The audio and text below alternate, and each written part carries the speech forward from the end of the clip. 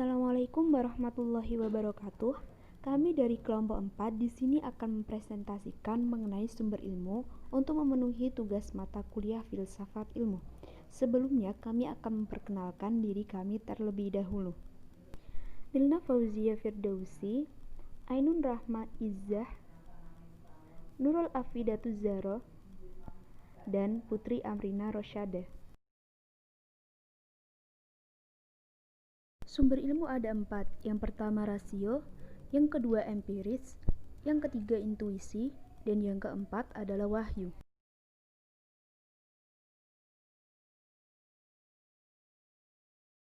Rasionalisme adalah ilmu pengetahuan yang didasarkan pada pemikiran rasio manusia. Menurut sumber ilmu rasio, pengetahuan hanya dibangun oleh manusia dengan rasionya. Ada 3 ajaran Descartes dalam pemikirannya, yaitu 1. Pemikiran. Saya memahami diri saya sebagai makhluk yang berpikir, maka harus diterima juga bahwa pemikiran merupakan hakikat saya. Kedua, Tuhan. Saya mempunyai ide sempurna, pasti ada sesuatu penyebab sempurna untuk ide itu, karena suatu akibat tidak bisa melebihi penyebabnya. Wujud yang sempurna itu tidak lain adalah Tuhan Yang Maha Esa. Ketiga, keluasan. Saya mengerti materi sebagai keluasan atau eksistensi, sebagaimana yang dilukiskan dan dipelajari oleh ahli-ahli ukur. Atas dasar perbedaan jenis kebenaran itu, Leibniz kemudian membedakan 2 jenis pengetahuan. Yang pertama, pengetahuan yang menaruh perhatian pada kebenaran logis. Pengetahuan ini didasarkan pada prinsip identitas dan prinsip kontradiksi. Misalnya, A adalah A dan selamanya A tidak pernah menjadi selain A. Yang kedua, pengetahuan yang didasarkan pada observasi atau pengamatan. Hasilnya disebut kebenaran kontingen atau kebenaran fakta. Kebenaran fakta ditentukan oleh hubungan antara proposisi yang satu dengan proposisi yang lain. Berdasarkan pada prinsip-prinsip dasar yang ia sebut sebagai premis, kemudian Wolff membagi lapangan pengetahuan menjadi 3 bidang. Pertama, kosmologi rasional adalah pengetahuan yang berangkat dari premis. Misalnya, dunia ini terbatas dalam ruang dan waktu, dan pada hakikatnya terdiri dari kesatuan-kesatuan yang tidak dapat dipisahkan. Yang kedua, psikologi rasional adalah pengetahuan yang berhubungan dengan jiwa. Dari premis ini kemudian pengetahuan tentang jiwa dideduksikan sifatnya, kemampuannya, dan keabadiannya. Yang terakhir, teologi rasional. Di dalam pengetahuan ini, Wolff mengemukakan prinsip bahwa Tuhan adalah realitas yang sesungguhnya, yang paling sempurna. Dari prinsip ini kemudian dideduksikan wujudnya, hubungannya dengan dunia, dan seterusnya.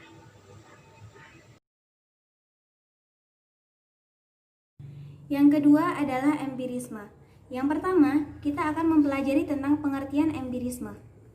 Empirisme adalah sumber ilmu yang mempercayai bahwa pengalaman adalah satu-satunya sumber ilmu yang mana merupakan pengalaman dari panca indera dan kelak diolah oleh akal budi. Yang kedua, kita akan mempelajari tentang ciri-ciri empirisme. Empirisme terbagi menjadi 2 teori, yakni teori akal dan teori pembelajaran. Yang pertama, teori akal. Teori akal adalah teori tentang asal pengetahuan seperti asal-usul ide atau konsep. Biasanya disingkat dengan tidak ada sesuatu di dalam pikiran manusia selain didahului oleh pengalaman. Yang kedua, Teori pembelajaran.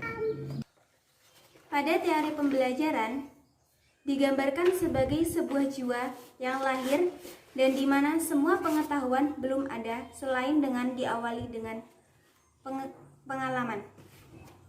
Seperti teori matematika, logika, dan konsep kebenaran trivia, itu pun berdasarkan kepada pengalaman. Sebagai contoh, kuda adalah hewan. Itu pun berasal dari pengalaman manusia yang melihat kuda adalah seekor hewan. Kemudian, ajaran-ajaran dalam empirisme. Ajaran-ajaran dalam empirisme ada 6. Yang pertama, pandangan bahwa semua ide atau gagasan adalah abstraksi yang dibentuk dengan menggabungkan apa yang dialami. Yang kedua, pengalaman indrawi adalah satu-satunya sumber pengetahuan dan bukan akal dan rasio.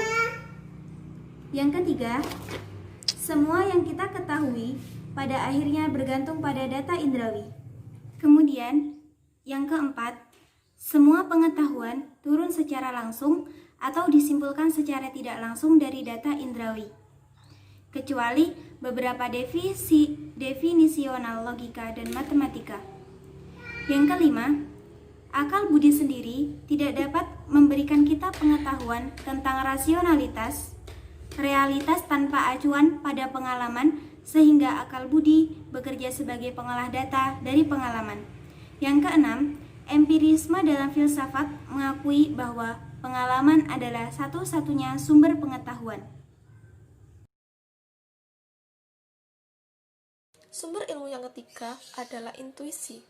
Intuisi adalah salah satu sumber ilmu tanpa nalar. Maksudnya, orang yang berintuisi adalah orang yang berpikir, namun hasil pemikirannya tanpa melalui proses nalar. Misalnya, dalam sebuah kasus pembunuhan yang mana polisi maupun penyidik tidak menemukan barang bukti apapun kecuali adanya jendela yang rusak. Mereka berpikir, berdiskusi, dan berkesimpulan bahwa pelaku keluar ataupun masuk melalui jendela tersebut. Namun, salah satu polisi masih berpikir dan terlintas dalam pikirannya bahwa pelaku tidak keluar ataupun masuk dari manapun. Lalu, dari manakah pemikiran tersebut? Itulah yang dinamakan intuisi. Dalam memberikan pengetahuan kepada manusia, intuisi tidak ada kaitannya dengan pengetahuan sebelumnya ataupun dengan pengalaman indrawi.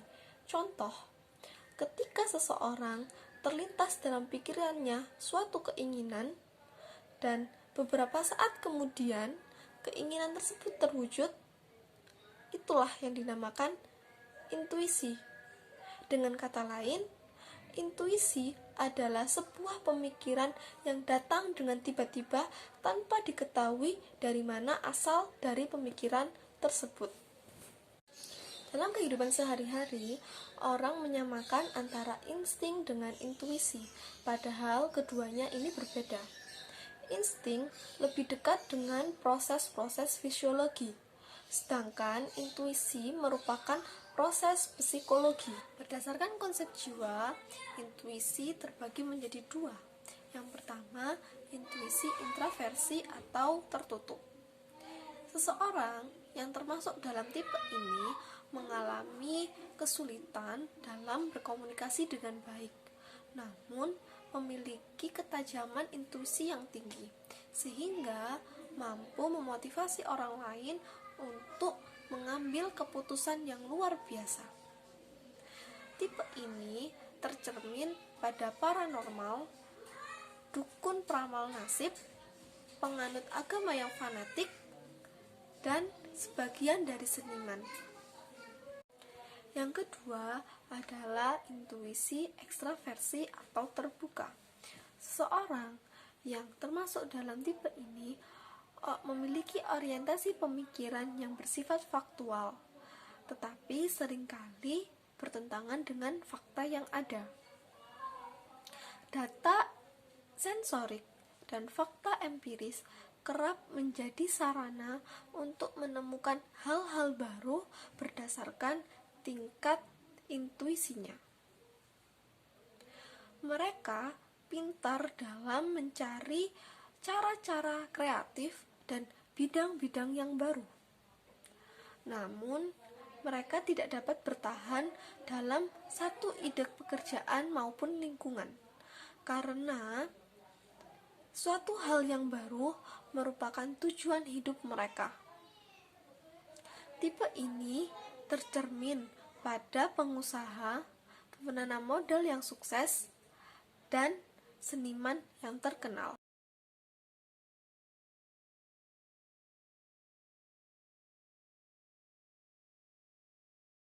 Terakhir, yaitu adalah wahyu. Wahyu adalah petunjuk yang berasal dari Allah untuk para nabi dan rasulnya yang terlepas dari segala kesalahan dan perubahan. Sumber ilmu wahyu ini mempunyai keistimewaan, yaitu memiliki cara khusus dalam penyampaiannya, berunsur ketuhanan, tetap, komprehensif, keseimbangan, dan bersifat positif. Keistimewaan-keistimewaan inilah yang juga menjadi pembeda dari segala sumber ilmu yang lain. Bagaimana maksud dari keistimewaan-keistimewaan ini? Yang pertama yaitu keistimewaan yaitu memiliki cara khusus. Maksudnya adalah wahyu yang datangnya langsung dari Allah, mempunyai cara khusus dalam penyampaiannya, yaitu dengan cara Allah menurunkannya kepada nabi dan rasul, yaitu orang-orang terpilihnya melalui para malaikat. Yang kedua yaitu berunsur ketuhanan. Ilmu yang datang dari Allah ini melalui nabi menjadikan keistimewaan sendiri. Dengan ini para nabi mendapatkannya dengan sempurna tanpa dilebihkan atau dikurangkan.